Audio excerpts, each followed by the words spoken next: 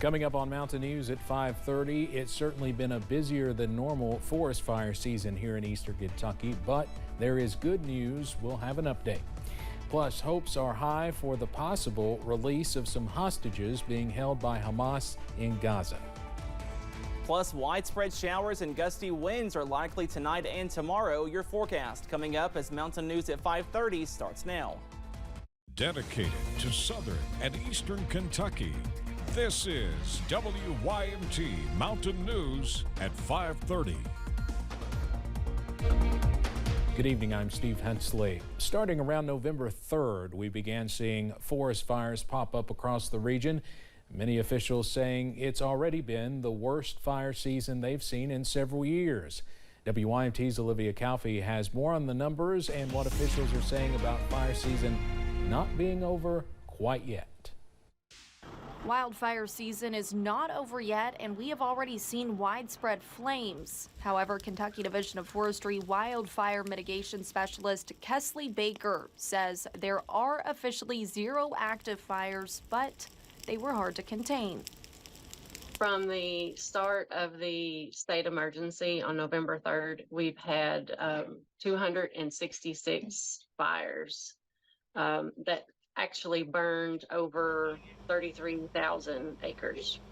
A total of 33,836, with several fires reaching more than 1,000 acres and 2 surpassing 2,500.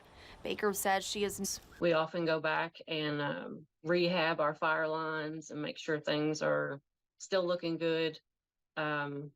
So yeah, we have several acres to cover now as far as, I guess, rehab work. And even though rain is in the forecast, Baker reminds folks fire season is still ongoing. You know, anytime you burn outdoors, you need to check the weather first before you do anything.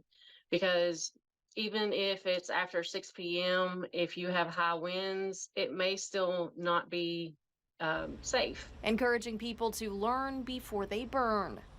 In Hazard, Olivia Calfee, WYMT Mountain News. And as of today, there are still several total burn bans in several Kentucky counties. For a full list of those, you can go to our website, WYMT.com.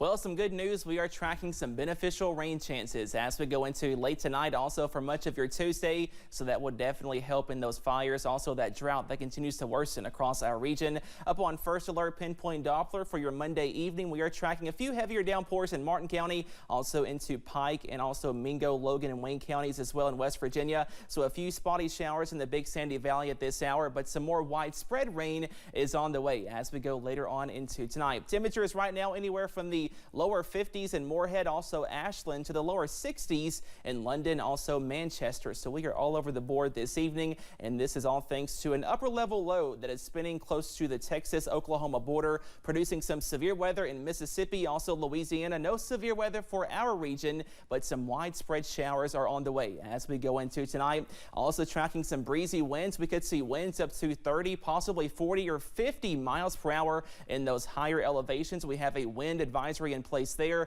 but we are tracking some improvements by Thanksgiving, also Black Friday. All those details coming up in just a few minutes. Steve?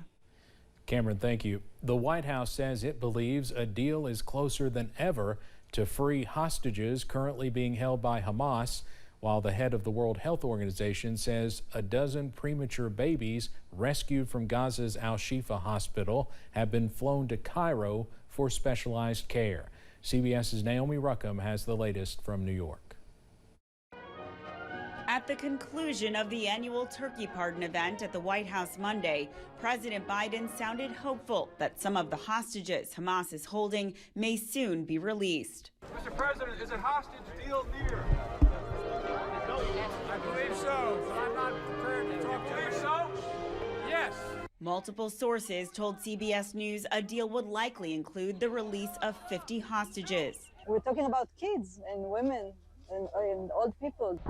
In exchange for Israel pausing the fighting and allowing more humanitarian aid into Gaza, including fuel.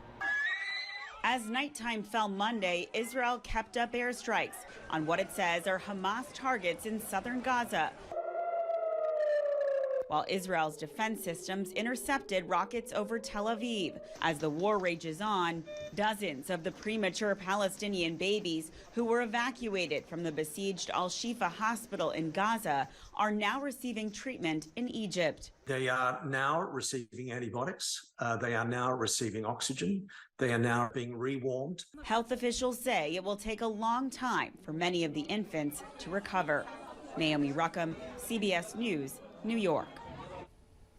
The Hamas-run government media office in Gaza says more than 13,000 Palestinians have been killed in the territory since October 7th, when Hamas launched its terror attacks on Israel, killing more than 1,200 people. In a show of support for Ukraine, U.S. Secretary of Defense Lloyd Austin made an unannounced visit to Kyiv today. Austin met with Ukraine's President Volodymyr Zelensky and promised that the United States and other allies will continue helping the country defend itself as the war with Russia drags on. Mr. President, the United States of America is with you. We will remain with you for the long haul. What happens here in Ukraine, that not only matters to Ukraine, but it matters to the rest of the world. It certainly matters to the United States of America. The visit comes as the Biden administration's request for more U.S. military aid to Ukraine has stalled in Congress. Congressional lawmakers visited Marjorie Stoneman Douglas High School in Parkland, Florida today. The bipartisan group walked all 3 floors of the building to get a first-hand look at the horrors of the 2018 school shooting. Family members of some of the victims joined the lawmakers. This is the second congressional delegation to visit the building before its scheduled demolition next summer. Many are remembering former First Lady Rosalynn Carter, who died yesterday at the age of 96. She died at her home in Plains, Georgia, where the Carter Center said she died peacefully with family by her side. President Biden gave some remarks earlier today about Mrs. Carter, saying she inspired many. We'll also think about the loved ones we lost, including just yesterday when we lost former First Lady Rosalynn Carter, who walked her own path, inspiring a nation and the world along the way. Carter's husband was president from 1977 to 1981. He said in part of a statement, quote, "She gave me wise guidance and encouragement when I needed it." Former President Carter is now 99 and has been receiving hospice care for months. Mrs. Carter worked alongside her husband for many years on Habitat for Humanity projects. In June 1997, President and Mrs. Carter came to Pike County for a project called Hammering in the Hills. The former First Lady, the current First Lady at the time, Hillary Clinton, Kentucky's First Lady at the time, Judy Patton, and others worked on what was called the First Lady's Home. For more than 3 decades, the former president and his wife donated their time to build and improve homes around the world. Well, today is President Biden's 81st birthday. Mr. Biden marked the milestone with a low-key family celebration. The president's advanced age has been an issue among voters as he campaigns for another term in the White House. He is already the oldest president in history. If he is re-elected next year, he would be 86 at the end of his second term. The Department of Transportation says there will be an improvement from the problems that plagued holiday travel last season. Transportation Secretary Pete Buttigieg says flight cancellation numbers have dropped compared to last year when delays and cancellations soared during the holidays. But this time around, airlines are better prepared. Winter weather may challenge airlines in the next few weeks, but so far, 2023 has seen the lowest cancellation rate in the last 5 years at just 1.3%. It's much lower than last year. It's lower even than before the pandemic. The FAA expects around 50,000 U.S. flights on Wednesday alone. Well, President Biden carried out a decades-old White House tradition today by pardoning 2 turkeys ahead of Thanksgiving. Mr. Biden made several jokes about the ceremony, which is celebrating its 76th anniversary. The president joked that he was too young to make it to Washington, D.C. for the ceremony when it first started. As we mentioned earlier, the turkey pardoning is taking place on the same day as the president's 81st birthday.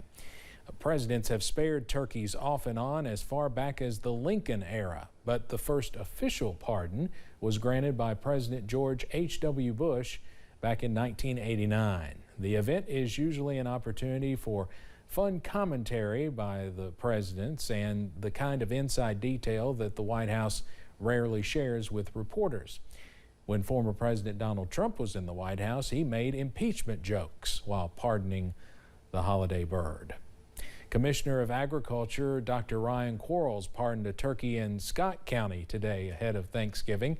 It is a local version of the presidential turkey pardon. Dr. Quarles says the pardon is a way to bring some recognition to Kentucky's turkey and poultry industry. The turkey he pardoned today will live the rest of its life at Elwood Stock Farm as a member of the farm's breeding stock. Coming up on Mountain News at 5:30, Medicare's open enrollment period is still underway, so you still have time to make changes to your 2024 coverage. We'll have some tips to help you make the best choice. And a wind advisory is in place for some areas as we see some breezy weather overnight. Those details coming up after this break.